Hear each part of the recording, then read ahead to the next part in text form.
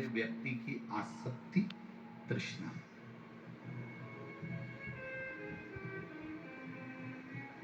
उसकी सबसे बड़ी बाधा है उसकी आसक्ति, उसकी तृष्णा।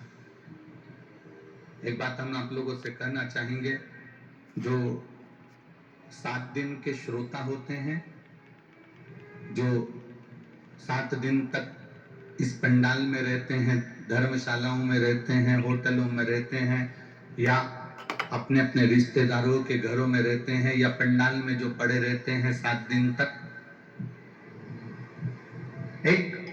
एक दिन का जो श्रोता आता है, 2 दिन का जो श्रोता आता है, 3 दिन का जो श्रोता आता है, 4 दिन का जो श्रोता आता है, हम उनकी बात नहीं कर रहे। जो 7 दिन चाहे अलवर की भूमि पर पड़े हुए हों, चाहे पुष्कर राज में जो कथा हुई उसमें रहे हों, चाहे आगे जो कथाएं हैं मैनपुरी उत्तर प्रदेश में हो, चाहे छत्तीसगढ़ के श्रोता हों, जो 7 दिन अपना घर, परिवार, कुटुंब सब छोड़कर पंडाल में और धर्मशाला में, होटलों में रुकते हैं, कभी इनका एक प्रैक्टिकल कर देखना।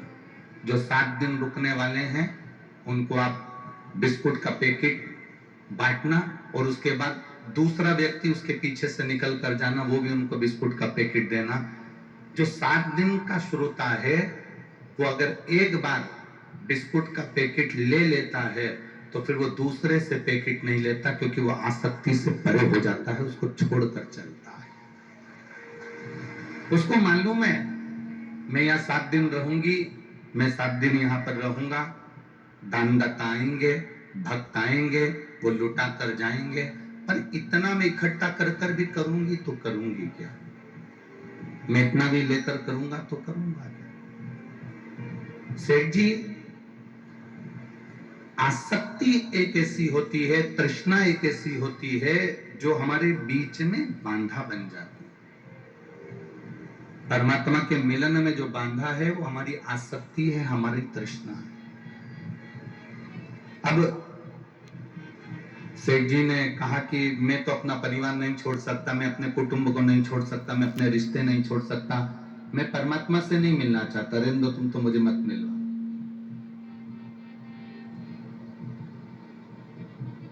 10 साल निकल गए, सेठ जी के प्राण छूट गए।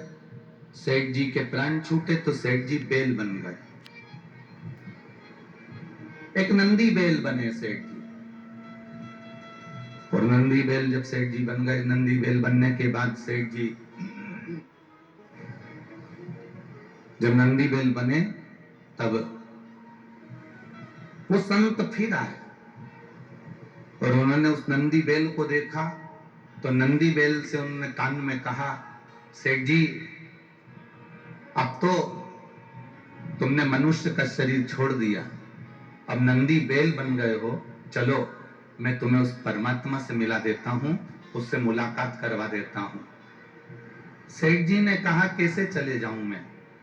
मेरा बेटा मुझ पर बोझा रखता है, मैं उसकी हेल्प करता हूं, उसकी सहायता करता हूं, उसका सामान उठाकर ले जाता हूं। अगर मैं चले जाऊंगा कोई दूसरा बैल आएगा, रहेगा, ज्यादा खाएगा और काम कम करेगा, मेरे बेटे का नुकसान होगा।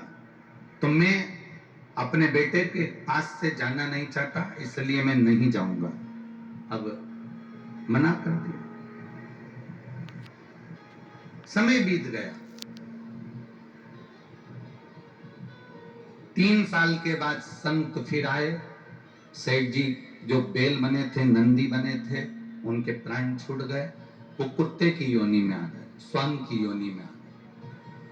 अब कुत्ते के पास में संत ने जाकर कहा कि ये काम करो सेठ जी, अब तुम नंदी बैल से छूटकर कुत्ता बन गए हो, स्वान बन गए हो, चलो अब मैं तुम्हें चलकर भगवान से मिलवा देता हूं। कुत्ते की योनि पाने पर भी सेठ जी ने कहा, नहीं नहीं नहीं, मेरी बहू बहुत अच्छे अच्छे जेवर पहनती है, मेरी बहू बहुत महंगे महंगे जेवर पहनती है, घर में कोई चोर घुस गया तो इसलिए मैं कुत्ता बनकर अपने बहू के जेवर का और अपने बेटे के सामान की रक्षा करूंगा, जाऊंगा नहीं।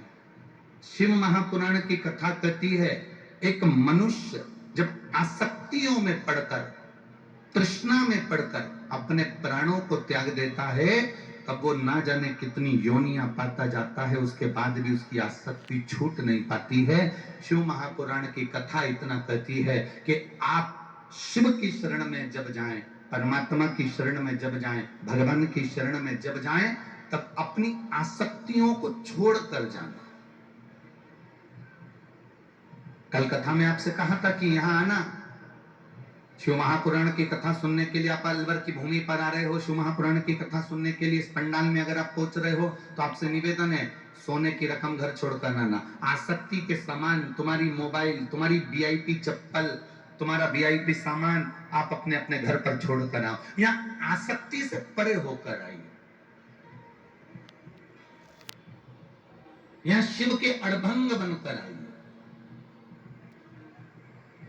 और जब आप शिव के अड़भंग बनकर आओगे, आसक्ति से परे होकर आओगे, तब बैठकर शिव महापुराण की कथा का रस तत्व ग्रहण करोगे।